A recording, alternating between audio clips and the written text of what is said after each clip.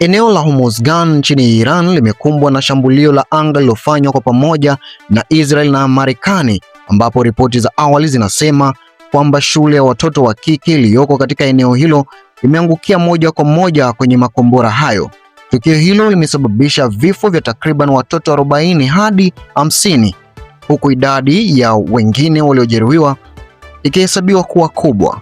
Vyanzo vya habari vinavyohusiana na tukio hilo vimeripoti pia kwamba baadhi ya walimu waliokuwa ndani ya shule hiyo walifukiwa na vifusi, hali ambayo imesababisha hali ya huzuni na mshtuko mkubwa miongoni mwa jamii ya eneo hilo. Picha za satellite zilizochapishwa na vyombo vya habari zinaonyesha uharibifu mkubwa katika makazi ya kiongozi mkuu wa Iran, Ayatollah Said Ali Khamenei, baada ya mashambulizi hayo kufanywa mapema asubuhi ya leo.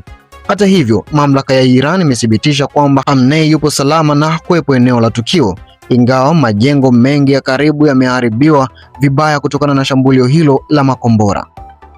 Mashambulizi haya yanatokea katika hali ya mvutano mkubwa wa kisiasa na kijeshi kati ya Iran, Israel na Marekani, ambapo hatua hii imeibua hofu ya kimataifa kuhusu ulinzi wa raia, hasa watoto wa shule. Ripoti za awali kutoka eneo la tukio zinasema kuwa operesheni za uokoaji zinaendelea, huku maafisa wa dharura wakichimba kwenye vifusi kutafuta waliobaki wakiwa hai. Hali ya huzuni imejiri miongoni mwa familia na wananchi wa eneo hilo, wengi wakiwa hawajaamini kwamba shule imeathirika vibaya kiasi hicho. Tukio hili limechochea wito wa kimataifa wa kupunguza mashambulizi na kuhakikisha usalama wa raia, huku mashirika ya haki za binadamu yakisisitiza kuwa ulinzi wa watoto na walimu ni wa kipaumbele. Hali ya sasa inatisha, huku wananchi wakiendelea kukimbia miji iliyo karibu na maeneo yaliyoathirika na mashambulizi haya.